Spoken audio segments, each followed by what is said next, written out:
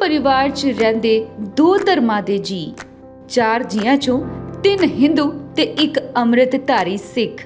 मेरा पहला नाम सीगा साहिल लाल। अच्छा ते हुण मेरा नाम है उज्जल सिंह खालसा। साहिल लाल तो बनिया उज्जल सिंह खालसा। हिंदू धर्म छड्ड अमृत छक सजिया सिंह। मेरे अगे दो राह सीगे, तां दो यार दोस्त सीगे जिन्हां दे नाल लग के मैं गलत राह ते तुर सकदा सी, नशियां वल जा सकदा सी। एक मेरे अंदरों आवाज़ है कि नहीं हुण अमृत छकना ही। सिख दोस्तां दी सेवा भावना ने बदलिया मन। निहंग सिंह दे बाणे च कर रिहा हत्थी किरत। मां प्यो नूं भी है सिख पुत्तर ते मान। एटलीस्ट मेरे को ये सेटिस्फेक्शन है कि मेरा बच्चा बिल्कुल सही रास्ते का डिसीजन लिया, मेरा बच्चा गलत जाने के लिए डिसीजन नहीं लिया। तस्वीरां दे विच निहंग सिंह दे बाणे च जिस नौजवान नूं तुसीं देख रहे हो ते यही अंदाज़ा लगा रहे हो कि ਇਹ ਇੱਕ ਗੁਰਸਿੱਖ ਹੈ ਤਾਂ ਇੱਥੇ ਤੁਹਾਨੂੰ ਇਹ ਜਾਣ ਕੇ ਹੈਰਾਨੀ ਹੋਵੇਗੀ ਕਿ ਇਹ ਗੁਰਸਿੱਖ ਨੌਜਵਾਨ ਇੱਕ ਹਿੰਦੂ ਪਰਿਵਾਰ ਦੇ ਵਿੱਚ ਜੰਮਿਆ ਪਲਿਆ ਉਹਨਾਂ ਦਾ ਹਿੰਦੂ ਪੁੱਤਰ ਸੀ ਜੋ ਹੁਣ ਅੰਮ੍ਰਿਤ ਛਕ ਕੇ ਸਿੰਘ ਸੱਜ ਗਿਆ ਹੈ। ਪਰ ਉਸ ਦੇ ਮਨ ਦੇ ਵਿੱਚ ਅਜਿਹੀ ਕਿਹੜੀ ਭਾਵਨਾ ਆਈ ਕਿ ਉਸ ਦਾ ਮੋਹ ਸਿੱਖੀ ਧਰਮ ਦੇ ਨਾਲ ਅਜਿਹਾ ਪਿਆ ਕਿ ਉਹਨੇ ਆਪਣੇ ਧਰਮ ਨੂੰ ਵੀ ਛੱਡ ਕੇ ਨਿਹੰਗ ਸਿੰਘ ਦਾ ਬਾਣਾ ਪਹਿਨ ਲਿਆ ਅਤੇ ਸਿੱਖ ਮਰਿਆਦਾ ਦੇ ਨਾਲ ਰਹਿਣ ਲੱਗ ਪਿਆ। ਤੁਹਾਨੂੰ ਦੱਸ ਦਈਏ ਕਿ ਇਸ ਪਰਿਵਾਰ ਦੇ ਵਿੱਚ ਚਾਰ ਜੀ ਨੇ, ਜਿਨ੍ਹਾਂ ਦੇ ਵਿੱਚੋਂ ਤਿੰਨ ਹਿੰਦੂ ਧਰਮ ਦੇ ਨੇ ਤੇ ਇਹ ਇੱਕ ਪੁੱਤ ਗੁਰਸਿੱਖ ਅੰਮ੍ਰਿਤਧਾਰੀ ਹੈ। ਇਸ ਗੁਰਸਿੱਖ ਦਾ ਪਹਿਲਾ ਨਾਮ ਸਾਹਿਲ ਲਾਲ ਸੀ ਅਤੇ ਜਦੋਂ ਇਸਨੇ ਅੰਮ੍ਰਿਤ ਛਕਿਆ ਸਿੰਘ ਸਜਿਆ ਤਾਂ ਇਸ ਦਾ ਨਾਮ ਉਜਲ ਸਿੰਘ ਖਾਲਸਾ ਹੋ ਗਿਆ। ਇਹ ਪਰਿਵਾਰ ਜਲੰਧਰ ਦੇ ਦੀਪਨਗਰ ਇਲਾਕੇ ਦਾ ਰਹਿਣ ਵਾਲਾ ਪਰਿਵਾਰ ਹੈ, ਜਿਸ ਦੇ ਵਿੱਚ परिवार के चार मैंबरों के विचों तीन हिंदू ते एक अमृतधारी सिख है। एक ही परिवार है जिस दे विच दो धर्मां दे जी रह रहे ने। मुरारी लाल दे परिवार दे विच उसदी पत्नी रितु लाल, बेटी वालिया लाल ते उसदा एक पुत्र साहिल लाल है जो कि हुण उज्जल सिंह खालसा बन चुका है। मुरारी लाल कुछ साल पहला दिल्ली तो अपने परिवार दे नाल जलंधर दे दीपनगर इलाके च वस गया। ਅੱਜ ਉਹ ਖੁਦ ਦਿੱਲੀ ਦੇ ਵਿੱਚ ਨੌਕਰੀ ਕਰ ਰਿਹਾ ਹੈ ਤੇ ਪਰਿਵਾਰ ਜਲੰਧਰ ਦੇ ਵਿੱਚ ਹੀ ਹੈ। ਉਜਲ ਸਿੰਘ ਖਾਲਸਾ ਨੇ ਦੱਸਿਆ ਹੈ ਕਿ ਉਹ ਬਚਪਨ ਤੋਂ ਹੀ ਆਪਣੇ ਪਰਿਵਾਰ ਦੇ ਨਾਲ ਮੰਦਿਰ ਤੇ ਗੁਰਦੁਆਰਿਆਂ ਦੇ ਵਿੱਚ ਜਾ ਕੇ ਮੱਥਾ ਟੇਕਦਾ ਸੀ, ਸੇਵਾ ਕਰਦਾ ਸੀ, ਪਰ ਉਸ ਦਾ ਜ਼ਿਆਦਾ ਮਨ ਗੁਰਦੁਆਰੇ ਦੇ ਵਿੱਚ ਹੀ ਲੱਗਦਾ ਸੀ। ਅਕਸਰ ਗੁਰਦੁਆਰੇ ਜਾ ਕੇ ਉਹ ਆਪਣੇ ਸਿੱਖ ਦੋਸਤਾਂ ਨੂੰ ਦੇਖਦਾ ਸੀ ਤੇ ਉਸ ਨੂੰ ਵੀ ਲੱਗਦਾ ਸੀ ਕਿ ਉਹ ਵੀ ਅੰਮ੍ਰਿਤ ਛਕ ਕੇ ਸਿੰਘ ਸੱਜ ਜਾਏ।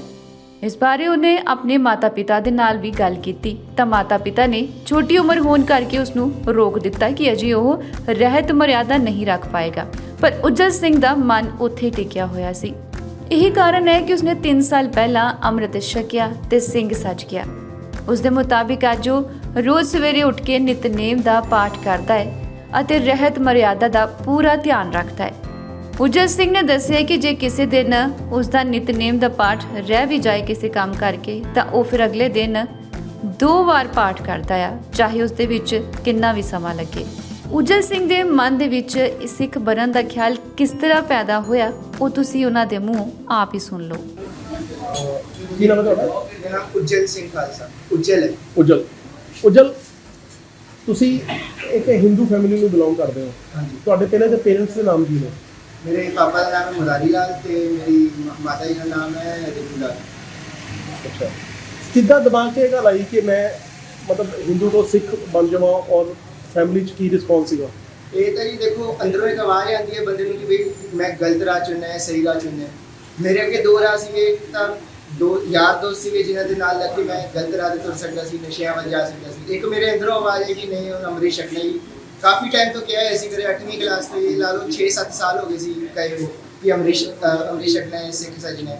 उदों मना करता मम्मी ने कि भाई कि तो छोटा है हले तो रहत मर्यादा नहीं रखनी, हले रुक जा।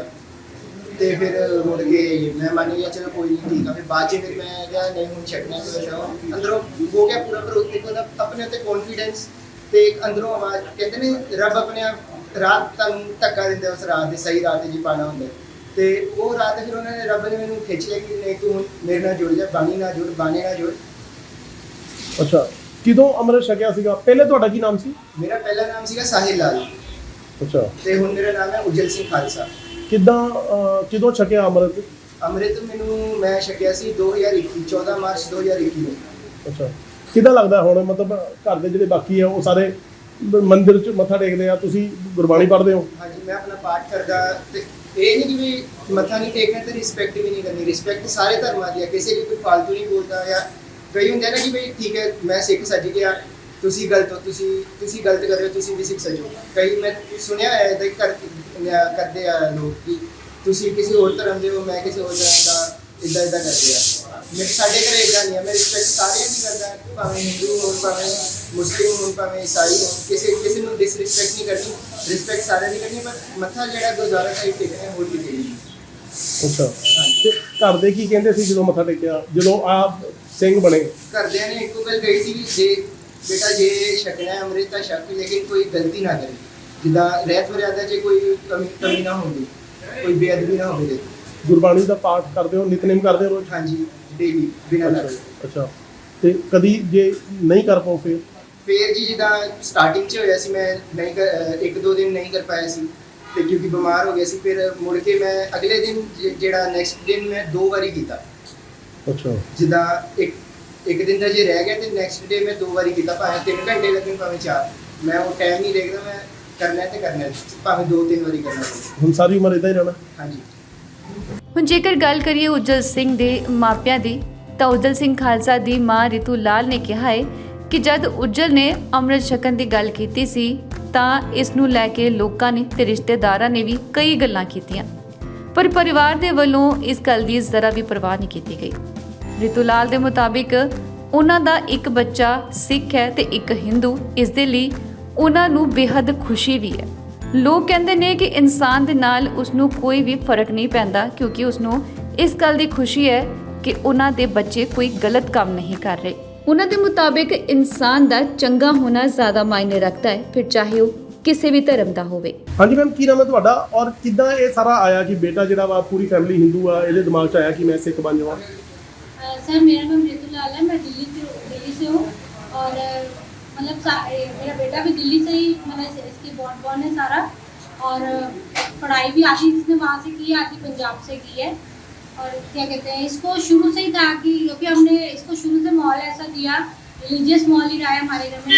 हम गुरुद्वारे भी जाते थे, हम मंदिर भी जाते थे, व्रत भी रखते थे, और सुखमनी साहब का पाठ भी हो रहा है घर पे, अखंड पाठ भी करवाया है मैंने कई बार छोटे होते इसके।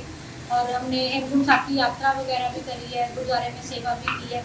तो इन चीज़ों से ये बड़ा मतलब वो रहता था, अट्रैक्ट रहता था। मतलब इसका शुरू से माइंड ऐसा रहा है कि इसको ये चीज़ें अच्छी लगती थी। तो इसने कभी, मतलब ये 8th क्लास में था तभी इसने मुझे बोला था, जब हम लोग पंजाब शिफ्ट हुए थे, कि जब भी अपने क्लास में पंजाबी और आईएम सरदार बच्चों को देखता था कि कहता था मुझे अमृत छकना है। मैं कहा बेटा अभी रुक जाओ, क्योंकि इसमें काफ़ी रहत मर्यादा होती है जिसमें आप नहीं फॉलो कर पाओगे। कई चीज़ें होती है बाय मिस्टेक हो गई तो आपको फिर उसका भुगतना पड़ेगा, गलत होता है, कोई फालतू में मतलब कोई प्रॉब्लम क्रिएट होती है। तो ये रुक गया था। बट उसके बाद ये जब कॉलेज में था, जब दिल्ली में, तो इसको फिर अंदर से एक आवाज़ आई कि जैसे नेचुरली इसको अंदर से हुआ कि मेरे को अब अमृत छकना है। तो इसने मुझे बोला कि मैंने ऐसा करना है। मैंने कहा देखो ये तुम्हारा डिसीजन है, तुम अगर एक डिसीजन पे पूरा प्रॉपर रह सकते हो फुल लाइफ तो ले लो, मुझे कोई प्रॉब्लम नहीं है, क्योंकि मेरे लिए डिसीजन गलत नहीं है, मेरे लिए बहुत अच्छा है। एटलीस्ट मेरे को ये सेटिस्फेक्शन है कि मेरा बच्चा बिल्कुल सही रास्ते का डिसीजन ले रहा है, मेरा बच्चा गलत जाने के लिए डिसीजन नहीं ले रहा। तो उस टाइम पर इसने अमृत छका था 2021 में। आपने कभी ये नहीं सोचा कि हाँ ठीक है मेरा बेटा जो है वो हिंदू रह के भी अच्छे काम कर सकता है, या ये सिख बनने की कोशिश कर रहा है, सोसाइटी क्या कहेगी, रिश्तेदार क्या कहेंगे, कुछ ऐसा हुआ था? सर अच्छे काम की बात करो तो देखो, अच्छे काम तो जब ये हिंदू था तब भी अच्छे काम कर रहा था। गंदा काम करना है तो ये सिख बन के भी करेगा, गंदा काम करना है तो ये हिंदू बन के भी। अच्छा या बुरा काम आपकी कास्ट पे, आपकी जात पे या आपके धर्म पे नहीं डिपेंड करता, वो आपकी दिमाग पर डिपेंड करता है, आपकी माइंड में क्या चल रहा है, आपको कैसी वाइब्स मिल रही है। अगर हम इसको नेगेटिव वाइब्स देंगे तो ऑब्वियसली वो भी नेगेटिव ही जाएगा, वो नेगेटिव ही सोचेगा। अगर आप इसको फुल सपोर्ट कर रहे हैं कि तू कर सकता है, तो ऑब्वियसली वो काम अच्छा करेगा। अगर मैं उसको कहूँ कि नहीं शायद तू नहीं कर सकता, तू छोड़ दे, तो वो ऑब्वियसली वो उस काम को नहीं कर पाएगा। इट्स डिपेंड कि आगे से उसको कैसा माहौल मिल रहा है।